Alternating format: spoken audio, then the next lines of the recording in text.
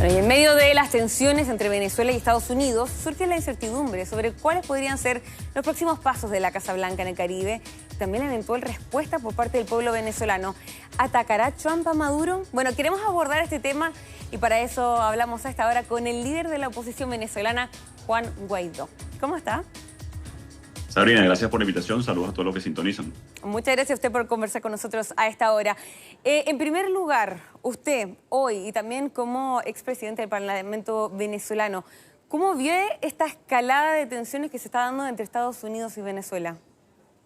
Es importante la pregunta. Aquí claramente hay una focalización, o está señalando directamente a Nicolás Maduro como el jefe del cartel de los soles, que además ha promovido directa e indirectamente el crimen organizado y el terrorismo regional. El caso de la vinculación con el ELN, las disidencias de la FARC, el tren de Aragua, que además ustedes en Chile han visto claramente su accionar. Desde la Fiscalía chilena se señala a Diosdado Cabello como autor intelectual del asesinato, por ejemplo, del teniente Ojeda. Hemos visto las consecuencias sociopolíticas y dramáticas y dolorosas de los millones de refugiados inmigrantes venezolanos. Así que lo primero es que esto no es una escalada en contra de Venezuela, en contra de Nicolás Maduro, que además robó una elección el pasado 28 de julio. Y también vamos dando respuestas de por qué ha sido tan difícil salir de una dictadura del corte de Nicolás Maduro. No solamente es una dictadura entre comillas tradicional, son además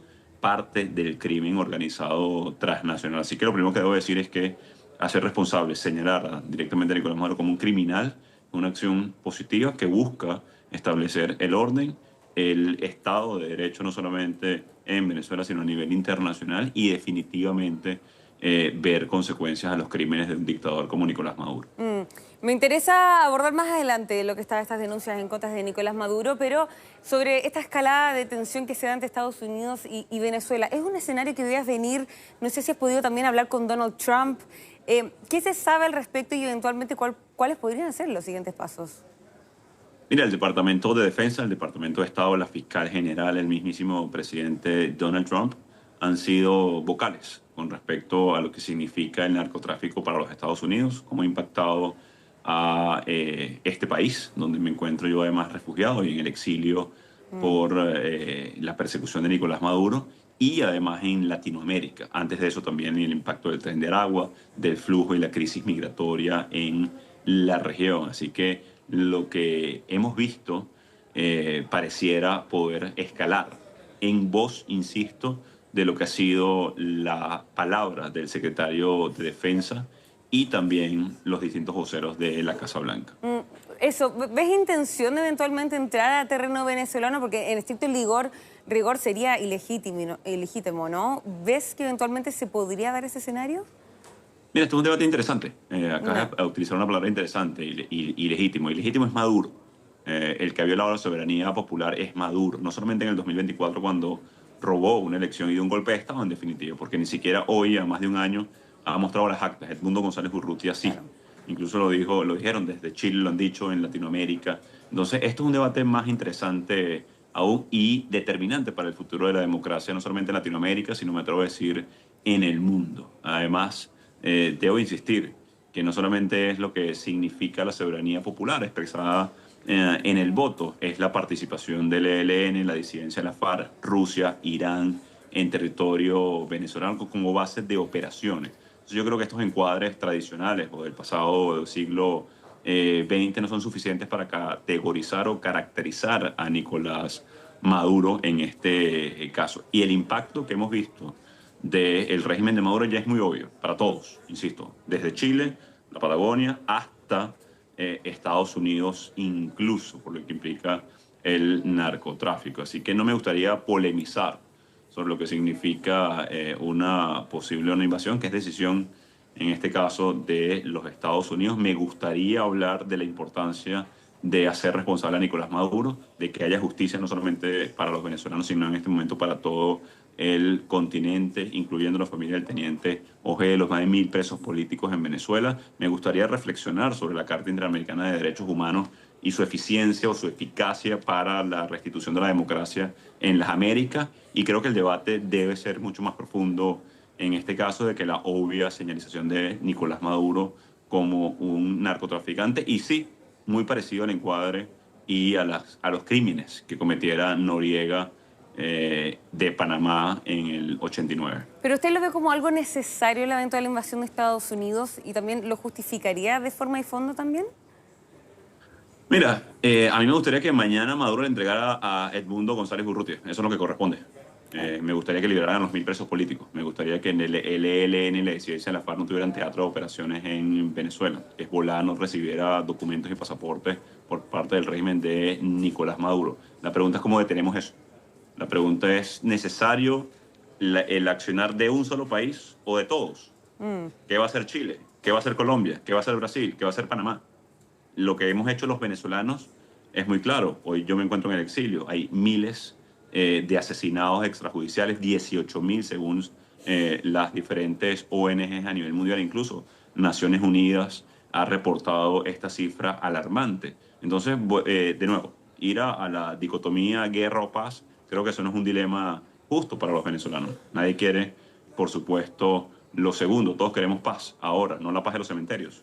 Y No es la de la sumisión, no es la de las cárceles venezolanas que torturan en este momento mientras hablamos a claro, opositores por simplemente disentir. Entonces yo sí estoy de acuerdo con que haya justicia, con que se retorne la democracia en Venezuela, con que no utilicen el narcotráfico para mantenerse en el poder por parte de Nicolás Maduro. Y si en este momento el Estado de Derecho internacional es insuficiente, si el Tratado Interamericano de Asistencia Recíproca, si la responsabilidad de proteger de la ONU simplemente pareciera poesía y no más ajustado a lo que debería ser, que es proteger a los más vulnerables, a la autodeterminación de los pueblos que se expresó el 28 de julio en el caso de Venezuela y los venezolanos. Mira, yo estaría muy contento de recibir toda la ayuda posible claro. para Pero Juan, salvar vidas. sí, pero bueno, conoces más a Nicolás Maduro que cualquiera de nosotros y los que nos están viendo probablemente. ¿Cómo ves el actuar actualmente de Nicolás Maduro? ¿Cómo piensas que eventualmente podrían ser sus acciones? ¿Crees que eventualmente podría haber una salida pacífica? ¿Cómo analizas también el escenario y cómo ha estado respondiendo también Nicolás Maduro? O sea, ¿eventualmente crees que pueda salir por su propio camino o ves que esta situación va a ser más compleja? Voy a describírselos con un ejemplo actual. Nicolás Maduro se muestra vulnerable. Maduro tiene un convenio, por ejemplo, con Chevron, una empresa norteamericana que hace unas semanas el presidente Trump diera una licencia para operar en Venezuela. Maduro es tan vulnerable que él continúa mandándole el combustible a los buques y los aviones que lo están asediando en este momento por narcotraficantes.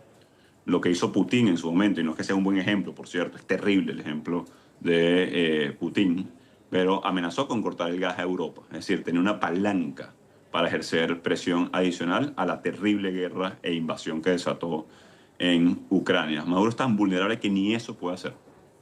Maduro es tan vulnerable hoy que muestra unos milicianos como escudo humano cuando son abuelos, en su mayoría, que sus hijos están en Chile, en Latinoamérica, tratando de ayudarlos porque no tienen dinero en Venezuela, que ganan Claro. más fuera que adentro, que esos abuelitos, adultos mayores, ganan $2 o $3 al mes y necesitan esa exposición para tener algo más cómo resolver su día a día, que cuidan a sus nietos porque sus hijos se fueron caminando por el continente, insisto, para Sí. ayudarlos. Entonces, mira, la situación de Maduro es muy vulnerable. Es evidente que el poderío militar de los Estados Unidos supera con creces el de cualquier nación del planeta y más aún el de Venezuela. Y no lo digo, por cierto, de buena manera. Yo soy venezolano. Me Sí. encantaría Pero Juan, restablecer el Estado de Derecho en Venezuela. ¿crees que este eventualmente es el punto más débil en la dictadura que ha existido en los últimos años?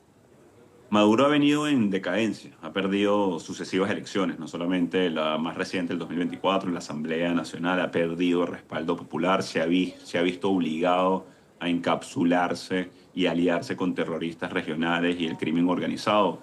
Así que sí, esto lo muestra muy vulnerable, muy débil, sin respaldo popular, muy obviamente. Luego de lo que pasó el año pasado, anuncia, por cierto, hablando de los milicianos, 4 millones, pero no tuvo ni siquiera esa cantidad de votos, mucho menos gente que esté dispuesta a dar la vida por él. Lo hace, insisto, para hacer propaganda de una especie, entre comillas, de escudo humano, lamentablemente, porque sabemos que no hay tal, digamos, disposición de ningún venezolano para respaldar a Maduro más allá de los que hoy coopta o lo acompañan dentro de la élite de la Fuerza Armada. Quiero determinar un punto. Usted mencionó a Chile y cómo Chile se pronunció, ¿no?, en las elecciones de Venezuela, pero en esta situación, en esta escalada de tensión que existe entre Estados Unidos y Venezuela, no se han referido a esta situación. ¿Qué le parece?